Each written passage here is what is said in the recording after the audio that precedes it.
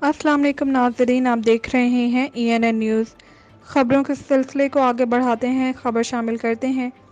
Army chief general Qamar Javed Bajwa نے کہا کہ پاکستان یورپی ممالک کے ساتھ تعلقات کو بہت اہمیت دیتا ہے۔ پاک فوج کے شعبہ تعلقات عامہ ISPR کے مطابق سپہ سالار سے رومانیہ کے سفیر نے ملاقات کی۔ ملاقات میں افغانستان کی حالیہ صورتحال سمیت خطے کی سیکیورٹی صورتحال پر بات چیت کی گئی۔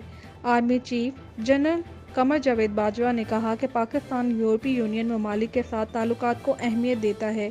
ہم باہمی مفادات کی بنیاد پر مختلف شعبوں میں تعلقات کو فروغ دینا چاہتے ہیں۔ ISPR کے مطابق ملاقات میں رومانیہ کے سفیر نے خطے کے امن اور استحکام کے لیے پاکستان کے کردار کو سراہا۔ سفارتی سطح پر ہر شعبے میں اپنا کردار ادا کرنے کا یقین دلایا۔ ISPR کے مطابق فریقین نے مختلف شعبوں میں باہمی تعلقات کو فروغ دینے کے عزم کا بھی اظہار کیا۔